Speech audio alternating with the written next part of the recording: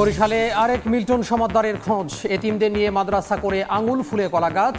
লাখ টাকা অনুদান পেলেও শিশুদের দিয়ে করান ভিক্ষা। নেই সমাজসেবা অধিদপ্তরের অনুমতি। এক সপ্তাহ পর আবার আসছে সমুদ্রে মাছ ধরায় ৬৫ দিনের নিষেধাজ্ঞা। টানা অনাবৃষ্টিতে দেখা নেই ইলিশের। সাগর থেকে ফিরতে হচ্ছে খালি হাতে, বিপাকে জেলেরা। এবং বরিশালের হিজলা উপজেলা ভোট যেন পারিবারিক লড়াই। প্রতিদ্বন্দ্বিতা করছে দুই ভাই ও চাচা ভাতিজা। নির্বাচন প্রভাবমুক্ত, উৎসব মুখর করতে চায় প্রশাসন।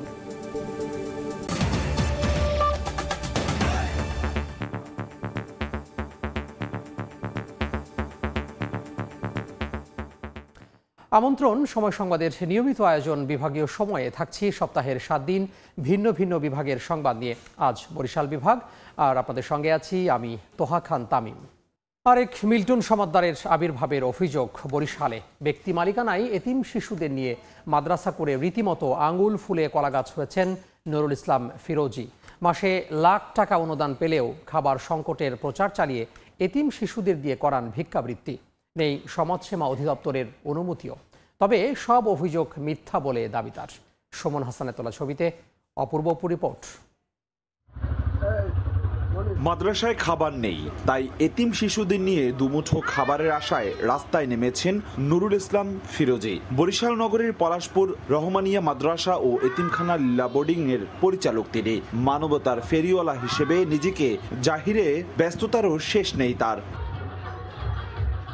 মাদ্রাসাটিতে গেলেই দেখা মেলে খাবারের অভাবে করুণ অবস্থায় দিন কাটাচ্ছে শিক্ষার্থীরা। আর মাদ্রাসাটিতে অনুদান দেয়া ব্যক্তিদের অভিযোগ, মাসে লাখ টাকা অনুদান আসলেও সেই টাকা আত্মসাৎ করে নিজ পকেট ভারী করছেন ফিরোজি। এমনকি শিক্ষার্থীদের সংখ্যা নিয়েও আছে গড়মিল। বিগত 2-1 মাসে দেওয়া হয় নাই, কিন্তু প্রতি মাসে আমরা 60-70 হাজার টাকা তো দেওয়াই হয়। দুপুরে যা পাক করে রাত্রেও দিয়ে খাই। শুক্রবার দিন একটু ভালো বের হয়, যেদিনকে টাকা হয় সেদিনকে হুজুরে গোশত খাওয়া। অর্থ লোপাটের অভিযোগ মানতে নারাজ নুরুল ইসলাম ফিরোজি। এমনকি সময় সংবাদের কাছে মাসে লাখ টাকা অনুদান আসার প্রমাণ থাকলেও তার দাবি 30,000 টাকা অনুদান পান তিনি। আল্লাহর এক বান্দা, সে প্রতি মাসে 20,000 টাকা দেয় এবং ঢাকায় আরো 2টা লোক আছে 5-10,000 টাকা দেয় মাসে। এই হলো আমার বড় অনুদান। এছাড়া আমার কোনো বড় অনুদান বা এভাবে বড় আমার কোনো কিছু নাই। মাদ্রাসা পরিচালনা কমিটির বক্তব্য পাওয়া যায়নি। সমাজসেবা অধিদপ্তর জানিয়েছে কোনো ধরনের অনুমতি ছাড়াই এতিমখানা ও মাদ্রাসা খুলেছেন নুরুল ইসলাম ফিরোজি। আমরা এই বিষয়টি জেলা প্রশাসনের সাথে আলোচনা করব। স্থানীয় একটি মাদ্রাসার খাদেম থেকে 2016 সালে হঠাৎ বরিশাল নগরীর পলাশপুর এলাকায় রহমানিয়া মাদ্রাসা ও এতিমখানা লীলা বোর্ডিং প্রতিষ্ঠা করেন নুরুল ইসলাম ফিরোজি। অপূর্ব অপু, সময় সংবাদ, বরিশাল। দখল পাল্টা দখলে অস্থির বরিশালের সবচেয়ে বড় মৎস্য অবতরণ কেন্দ্র। গত 3 মাসে কমপক্ষে 30 বার হামলার ঘটনা ঘটেছে। আহত হয়েছেন অন্তত অর্ধশত শ্রমিক। এখানে কোটি টাকার চাঁদাবাজির হয় বলে অভিযোগ ব্যবসায়ীদের। তবে মানতে নারাজ ঘাট নিয়ন্ত্রণে রাখা খান হাবিব। আর তদন্ত করে ব্যবস্থা নেওয়ার কথা জানায় পুলিশ। অভিযোগ উঠেছে বরিশালের সবচেয়ে বড় মাছের মোকাম পোর্ট রোড মৎস্য অবতরণ কেন্দ্রটি দখলে রাখতে নিয়মিতই চলে এমন মহড়া। মহানগর আওয়ামী মৎস্যজীবী লীগ সভাপতি খান হাবিবের অনুসারীরা সাবেক সিটি মেয়র সাদিক আব্দুল্লাহর ঘনিষ্ঠ হিসেবে পরিচিত মহানগর আওয়ামী লীগের শিল্প ও বাণিজ্য বিষয়ক সম্পাদক নীরব হোসেন টুটুলের অনুসারীদের বেদম পিটিয়ে ঘাট দখলে রাখেন। শ্রমিকদের একাংশ জানায়, সাবেক মেয়র সাদিক আব্দুল্লাহর বিদায়ের পর পোর্ট রোড মৎস্য অবতরণ কেন্দ্র দখল নিয়ে মরিয়া হয়ে ওঠে খান হাবিব ও তার অনুসারীরা। নতুন মেয়রের লোক, তারা ঘাট দখল করছে। দখল করার পর একে একে মনে করেন আমাদের বাসা বাড়িতে হামলা করছে। পুলিশের জানানোর পর তারা বলতেছে দ্বিতীয়বার তোমাদের উপরে স্টেপ নিলে তারা ব্যবস্থা নেবে। আমরা কেমন মারা যাওয়ার পর কি তারা ব্যবস্থা নেবে? বিআইডব্লিউটিএ থেকে 2023-24 অর্থ বছরের জন্য পোর্ট রোড মৎস্য অবতরণ কেন্দ্রটি 4 কোটি 21 লাখ টাকায় ইজারা নেন নীরব হোসেন টুটুলের স্ত্রী ফারহাদ পারভিন রিঙ্কু। 7 মাসে 2 কোটি 41 লাখ 90 হাজার টাকা জমা দিলেও সেটাকে বাতিল করে চলতি বছর জানুয়ারি মাসের 23 তারিখ প্রতি মাসে 2.5 লাখ টাকা জমা দেওয়ার শর্তে খান হাবিবকে ইজারা দেয় বিআইডব্লিউটিএ। ঘাটের ইজারা তো নেওয়া নীরব হোসেন টুটুলের, কিন্তু এখন ওরা খান হাবিব কিভাবে নিতে আছে মেয়রের মাধ্যমে, এটা আমি জ্ঞাত না। সরকারের আইন কানুন আছে, সরকার নীতিমালা আছে, তার ইজারা শেষ হয়েছে, তারপর আমার নামে আমি বুঝ করি আমার নামে আনছি।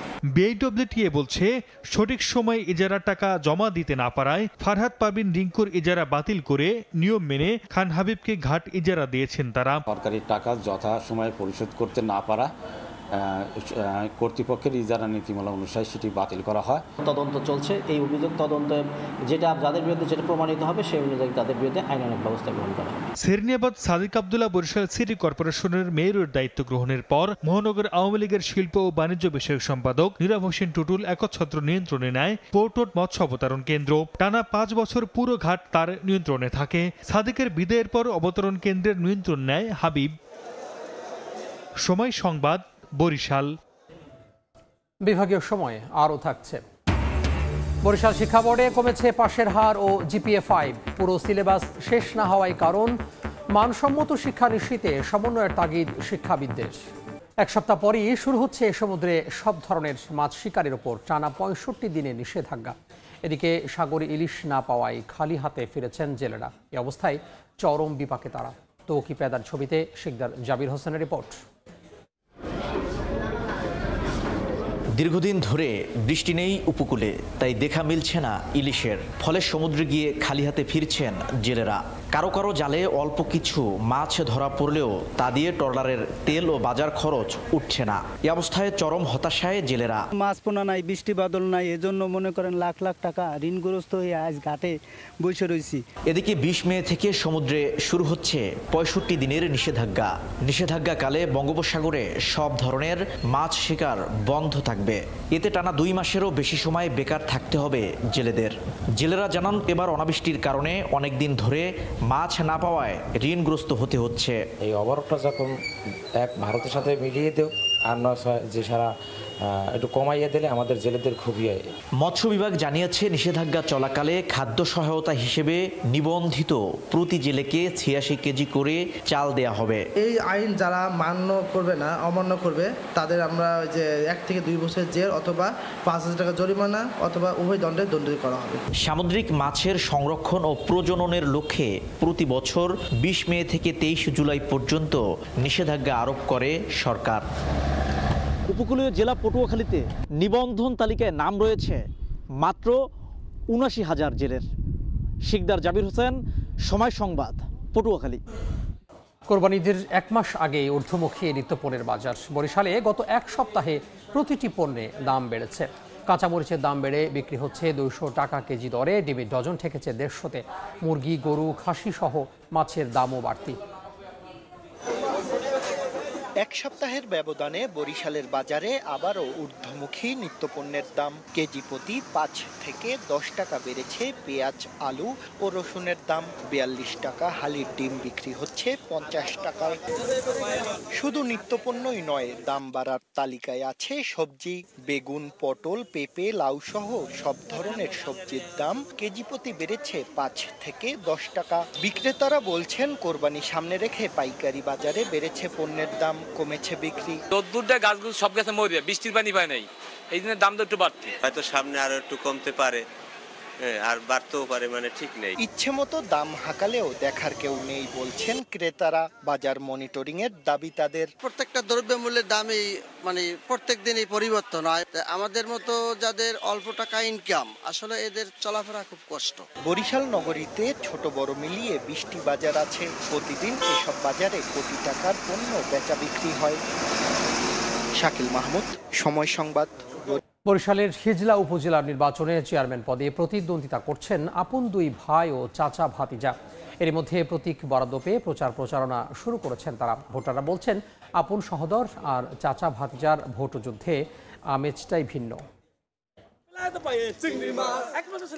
বরিশালের হিজলা উপজেলা পরিষদ নির্বাচনে চেয়ারম্যান পদে চিংড়ি মাছ মার্কা নিয়ে ভোটের মাঠ চষে বেড়াচ্ছেন নজরুল ইসলাম রাজু ঢালি। আর আনারস মার্কা নিয়ে ভোটের মাঠে তার প্রতিদ্বন্দ্বী আপন চাচা দেলোয়ার হোসেন ফারুক ঢালি। বক্তব্য, বিবৃতি আর ভোটারের মন জয়ের প্রতিশ্রুতিতে এখানে ভোটের আমেজ ভিন্ন। চাচা ভাতিজাই নয়, হিজলা উপজেলা পরিষদ নির্বাচনে চেয়ারম্যান পদে প্রতিদ্বন্দ্বিতা করছেন আপন দুই ভাইও। হিজলা উপজেলা আওয়ামী লীগের সভাপতি ও দুবারের সাবেক উপজেলা চেয়ারম্যান সুলতান মাহমুদ টিপু শিকদার মোটরসাইকেল মার্কা নিয়ে ভোটের মাঠে নামলেও তাকে চ্যালেঞ্জ ছুড়েছেন ছোট ভাই উপজেলা আওয়ামী লীগের যুগ্ম সাধারণ সম্পাদক আলতাফ মাহমুদ দীপু শিকদার। যে ভালো কাজ করে সেই ইনশাল্লাহ পাস করবে। কে দ্বারা আমাদের হিজলা উপজেলার উন্নয়ন হবে তাকে আমরা 21 তারিখ ব্যালটের মাধ্যমে জয়লাভ করব। প্রভাবমুক্ত, অবাধ, নিরপেক্ষ হবে জানিয়ে ভোটকে উৎসব মুখর করতে চায় বলে জানায় মাঠ প্রশাসন। আমরা বড় ধরনের যে মানে আচরণবিধি ভঙ্গ বা কোনো ধরনের শান্তি শৃঙ্খলা অবনতি দেখছি না। আগামী 21 মে দ্বিতীয় ধাপের নির্বাচনে এই উপজেলার ভোট।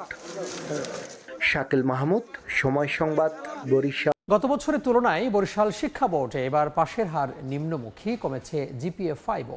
শিক্ষার্থী এবং অভিভাবকরা বলছেন পুরো সিলেবাস শেষ না হওয়ার কারণেই ফলাফল খারাপ হয়েছে।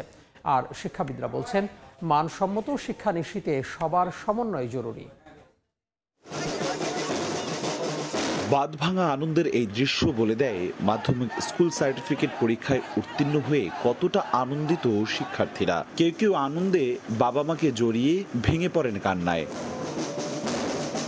তবে বরিশাল শিক্ষা বোর্ডে গত বছরের তুলনায় এবার কমেছে পাশের হার ও GPA-5। 2022 সালে পাশের হার ছিল 89.61%। GPA-5 পেয়েছিল 9,768 জন। 2023 সালে পাশের হার বেড়ে দাঁড়ায় 90.18%। তবে GPA-5 পায় 6,311 জন। চলতি বছর পাশের হার কমে দাঁড়িয়েছে 89.13%। GPA-5 পেয়েছে 6,145 জন। বিভাগের 6 জেলার মধ্যে ফলাফলে এগিয়ে পিরোজপুর আর তলানিতে পটুয়াখালী। দেশের 9টি বোর্ডের মধ্যে ফলাফলে বরিশাল তৃতীয়। শিক্ষার্থী ও অভিভাবকরা জানান পাঠ্যতালিকায় পুরো সিলেবাস ক্লাসে শেষ করানো হয়নি। শহরের পড়াশোনার দিকে যতটা নজরদারি করা হয় প্রান্তিক পর্যায়ে তা নেই। এছাড়া GPA-5 নিয়ে শিক্ষার্থীদের যে মানসিক চাপ দেয় অভিভাবকরা, তাতেই ফলাফল খারাপ হচ্ছে বলে ধারণা তাদের। বিগত বছরের সিলেবাসটা একটু শর্ট ছিল, সেই কারণে এবার একটু পড়ায় একটু ড্যাম পড়ে গেছে। সবগুলো সিলেবাস শেষ হয় না, এজন্য পাশের আর কম হতে পারে। একটা সময় ছিল শিক্ষা ছিল কিন্তু গ্রাম ভিত্তিক, এখন শিক্ষা ছিল শহর ভিত্তিক। আরেকটা ছেলে কিরকম রেজাল্ট করে আমরা এটা বলি, পার্থক্যতা দিই, তো এতে বাচ্চাদের মনও খারাপ হয়ে যায়। এ বোর্ডে 1489টি বিদ্যালয়ের মধ্যে 222টি বিদ্যালয়ের পরীক্ষার্থীরা শতভাগ পাশ করেছে। একজনও পাশ করেনি এমন স্কুল নেই। জেল হাজতে থেকে পরীক্ষা দিয়ে পাশ করেছেন 3 জন। বহিষ্কার হয়েছে 51 শিক্ষার্থীকে। এরপরও ফলাফল যা হয়েছে তাতে খুশি শিক্ষা বোর্ড। যে ফলাফল হয়েছে এটা অসম্ভব ভালো ফলাফল। গতবারের যে ফলাফল কমেছে আংশিক, এটা হতেই পারে।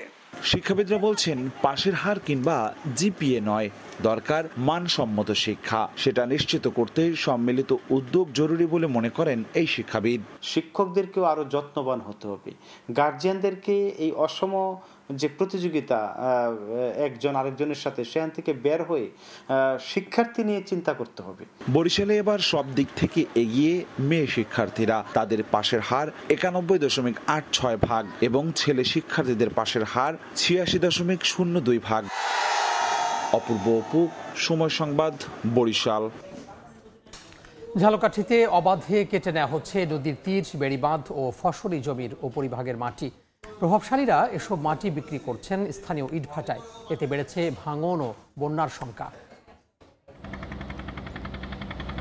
এক্সকাভেটর দিয়ে কাটা হচ্ছে নদীর তীর ও বাঁধের মাটি, পরে ট্রলারে করে তা সরবরাহ করা হচ্ছে অন্যত্র।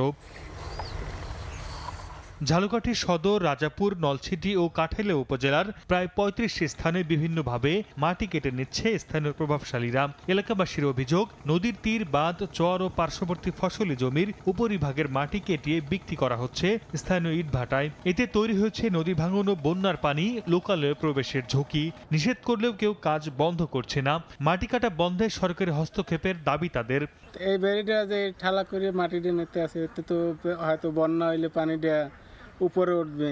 নদী যত নামিয়ে যাতে আমরা কমে যাই থাকবো। কয়েকজন লোক আছে যারা নিজস্ব জমি বলে, আসলে আদৌ আছে কিনা তাদের জমি, না সরকারি জমি তারা বিক্রি করে।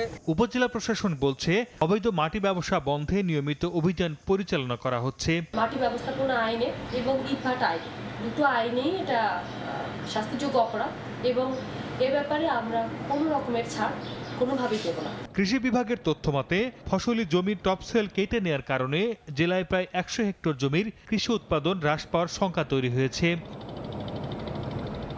সময় সংবাদ, ঝালকাঠি। এবার জেনে নেব বরিশাল বিভাগের গত সপ্তাহের আলোচিত ঘটনা। 9 মে বরিশাল বিশ্ববিদ্যালয়ে প্রথমবারের মতো অনুষ্ঠিত হল আঞ্চলিক ইতিহাস সম্মেলন। দেশ ও দেশের বাইরে বরেণ্য ইতিহাসবিদরা অংশগ্রহণ করেন এ সম্মেলনে। ভিডিও কনফারেন্সের মাধ্যমে যুক্ত হন শিক্ষামন্ত্রীও। অনুষ্ঠানে বক্তারা আঞ্চলিক ইতিহাস সংরক্ষণে সম্মিলিত উদ্যোগ গ্রহণের আহ্বান জানান। যৌথভাবে অনুষ্ঠান আয়োজন করে বাংলাদেশ ইতিহাস সমিতি ও বরিশাল বিশ্ববিদ্যালয়ের ইতিহাস বিভাগ। 12 মে সকালে পটুয়াখালীর বাউফলের কালাইয়া মাধ্যমিক বিদ্যালয়ের ছাদে উঠতে যায় বেলাল হোসেন নামে এক শিক্ষার্থী। এ সময় ছাদে ইন্টারনেট সেবা প্রতিষ্ঠানের একজন ইলেকট্রিশিয়ান কাজ করছিলেন। সেটি না থাকায় মই দিয়ে ওঠার সময় বিদ্যুৎস্পৃষ্ট হয় বেলাল। পরে তাকে উদ্ধার করে স্থানীয় হাসপাতালে নেওয়া হলে চিকিৎসক মৃত ঘোষণা করেন। শিক্ষার্থী নিহত হওয়ার খবরে ওই ইলেকট্রিশিয়ান পালিয়ে যায়। বিভাগীয় সময়ের শীর্ষ সংবাদগুলো জানিয়ে দিব আরও একবার। বরিশালে আরেক মিল্টন সমাদদারের খোঁজ। এতিমদের নিয়ে মাদ্রাসা করে আঙুল ফুলে কলা গাছ। লাখ টাকা অনুদান পেলেও শিশুদের দিয়ে করান ভিক্ষা, নেই সমাজসেবা অধিদপ্তরের অনুমতিও। এবং বরিশালের হিজলা উপজেলা ভোট যেন পারিবারিক লড়াই। প্রতিদ্বন্দ্বিতা করছে দুই ভাই ও চাচা ভাতিজা। নির্বাচন প্রভাবমুক্ত উৎসব মুখর করতে চায় প্রশাসন।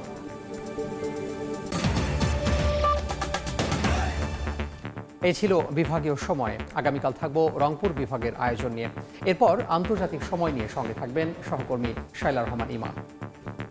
ধন্যবাদ তামিম। আন্তর্জাতিক সময় নিয়ে ফিরছি কিছুক্ষণ পর, সঙ্গেই থাকুন সময়ের।